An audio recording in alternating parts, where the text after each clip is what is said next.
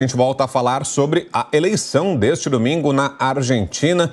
Já começou a votação, como informamos mais cedo, e diferente do Brasil, não há urnas eletrônicas sendo usadas por lá. O editor de internacional Marcelo Favalli volta ao vivo com a gente, direto de Buenos Aires, com as atualizações e para contar para a gente como é que funciona o sistema eleitoral argentino. Ô Favalli, até na sua entrada anterior eu estava reparando aqui que as ruas pareciam muito organizadas, né? Você falava que é um dia de frio por aí, previsão de chuva, mas na rua não vi santinho, papel no chão, cenário bem diferente da nossa eleição aqui no Brasil, pelo que deu para observar nessa tomada inicial, hein, Favalli?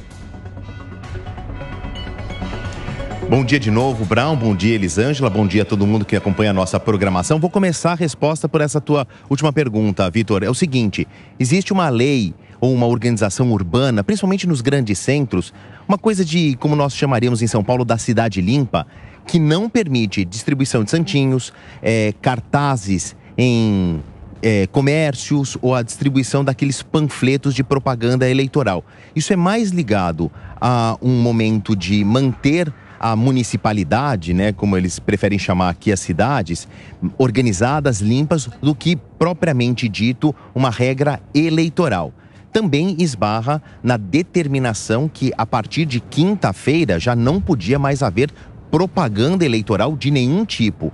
Manifestação dos candidatos por redes sociais, tudo bem, mas não há comícios, não houve mais debates na televisão, propaganda nos meios de imprensa, e isso também quer dizer que não pode haver distribuição de propaganda eleitoral nesses dias antes. Então são duas regras, um cuidado de cada cidade que exige a manutenção da limpeza urbana e também uma regra eleitoral que impede a propaganda nos dias que antecedem a eleição. A gente falou pela última vez, há cerca de 1h20 mudou o clima. Tá um clima mais primaveril, até um sol aqui ameaçando sair, entre nuvens, mas eu reforço a informação de mais cedo. A previsão para depois do almoço, especialmente às 2 horas da tarde, de chuva com potencial tempestade. Aliás, algumas províncias receberam alertas pelo risco de inundação.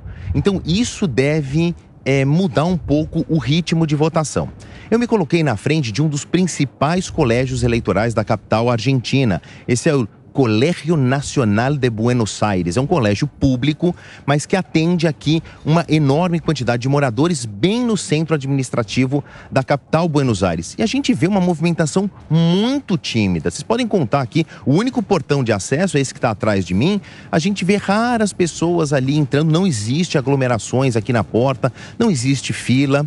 Agora eu vou para a sua outra pergunta, Vitor Brown. Como é que é o sistema de votação aqui? É muito parecido com aquele nosso sistema brasileiro antes da urna eletrônica.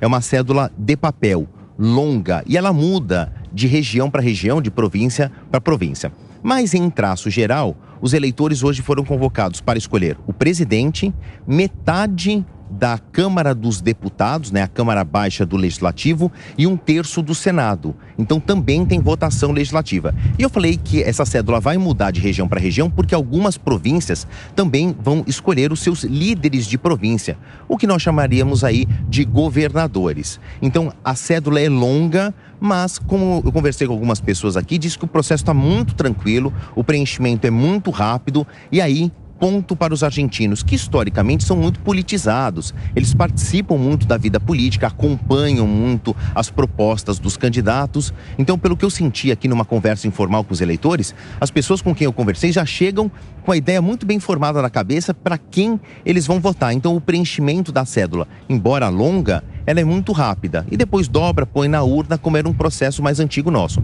O argentino só precisa trazer um documento que prove, então, o seu nome, um documento com foto. Eles não recebem a cédula antecipadamente, como acontece, por exemplo, em alguns países da Europa, como acontece em alguns estados dos Estados Unidos. Recebem o papel aqui, preenche, dobram, põe na urna. A apuração também é manual e cabe, então, a cada sessão eleitoral. O líder da sessão faz ali uma contagem e depois isso é passado por um processo de ou apuração, ou reapuração, ou um processo para ver se todas as etapas foram cumpridas de maneira perfeitamente. A gente segue aqui acompanhando. Javier Milei segue na liderança de acordo com as pesquisas e, volto a repetir, o clima pode ser um fator aí muito preponderante. Tem muitos idosos inscritos e esses idosos tendem a votar nos outros 2 candidatos com potencial chance de ir para o segundo turno. Se a abstenção for baixa, como se espera, cerca de 25% de abstenção, isso pode mudar muito como é que está aqui a corrida eleitoral. A gente acompanha minuto a minuto. É isso, seguimos de olho em contato. Obrigado, Marcelo Favalli. Bom trabalho por aí, Favalli. Até mais tarde. E para a gente entender o que é preciso para que as eleições na Argentina acabem já no primeiro turno e as diferenças do processo em comparação com o Brasil, recebemos Luiz Fernando Pereira, que é membro da Academia Brasileira de Direito Eleitoral e Político. Muito obrigada pela sua presença aqui no Jornal da Manhã. Bom dia. Eu é que agradeço o convite para falar um pouco sobre a eleição argentina. Já começo perguntando, sobre essa diferença e o que pode acontecer para que tudo seja decidido, então, aí nesse primeiro turno. Olha, eu estava na Argentina até ontem, fui ao Tribunal Eleitoral, estivemos na embaixada, conversamos com os representantes dos principais candidatos no Parlamento de Buenos Aires, e o clima é de um empate triplo, desde as primárias obrigatórias que definiram quem seriam os candidatos. Apenas os candidatos com mais de 1,5% têm condições de disputar a eleição nesse domingo. E para que haja uma vitória já no primeiro turno, que é considerado improvável, diferentemente do Brasil, o candidato precisa ter 45% dos votos, e não 50 mais 1 como aqui, 45 mais 1, ou até menos 40% no mínimo, desde que a diferença para o segundo colocado seja de 10 pontos. As pesquisas davam um triplo empate, mas os analistas dizem que há chance, sim, de nesses últimos dias se dar uma migração de votos a ponto da definição acontecer já nesse domingo. Agora, doutor Luiz, o Marcelo Favalli, nosso correspondente em Buenos Aires, quando trouxe para a gente as primeiras informações, falava na expectativa de resultado ou preliminar, mas já num resultado praticamente consolidado, muito perto do resultado final, por volta das 9h30, 10 da noite de hoje. E isso até me chamou a atenção porque costuma ser um elogio frequente ao sistema eleitoral brasileiro, dos entusiastas do sistema brasileiro com urna eletrônica, a rapidez na apuração. O resultado aqui no Brasil sai no mesmo dia, horas depois da votação, o que em alguns países não acontece. Mas pelo que a gente vê na Argentina, mesmo com esse sistema, com o voto em papel, parece que a apuração é rápida, é isso, doutor Luiz? Queria que o senhor nos explicasse, falasse um pouquinho sobre o tempo da apuração. A apuração é relativamente rápida, até é uma curiosidade. Eles tentaram usar a urna eletrônica na eleição passada em Buenos Aires, uma urna eletrônica muito diferente da nossa, nós conhecemos lá o sistema de votação, não funcionou bem, gerou filas, reclamações, e houve uma decisão de uma juíza federal com competência eleitoral vedando o uso da urna eletrônica em Buenos Aires. Essa é uma particularidade. A apuração se dá de forma rápida, porque não há o preenchimento propriamente da cédula, é importante dizer isso. As cédulas são impressas pelos próprios partidos políticos e elas ficam à disposição dos eleitores na chamada sala escura, que é uma cabine de votação. Então ele pega lá a cédula, por exemplo, dos peronistas, que tem Sérgio Massa como candidato, União pela Pátria, e deposita integralmente dentro da urna.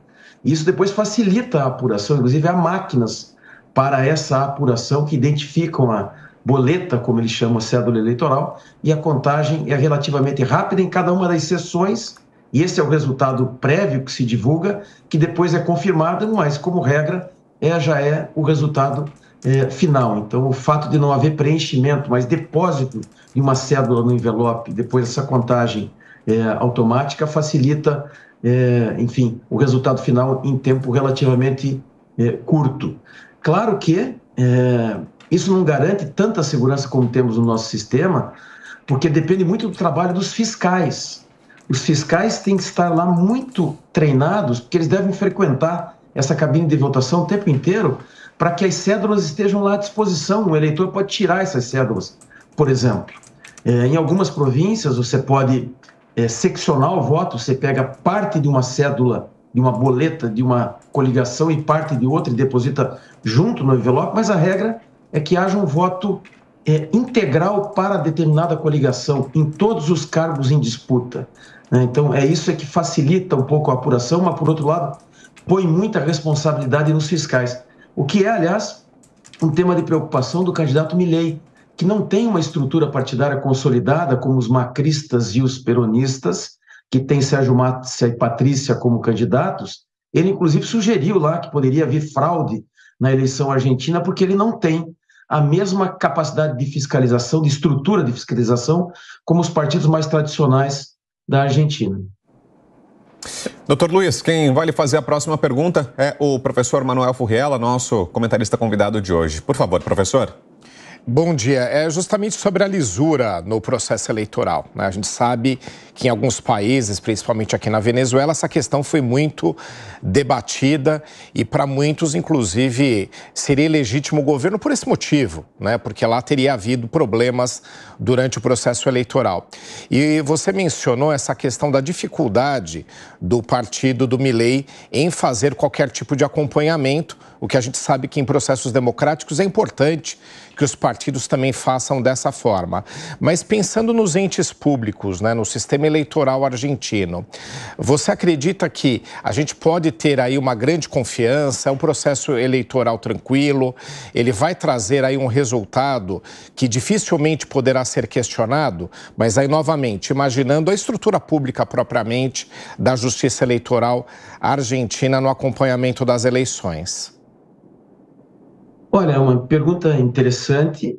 Nós temos aí 40 anos desde a redemocratização na Argentina.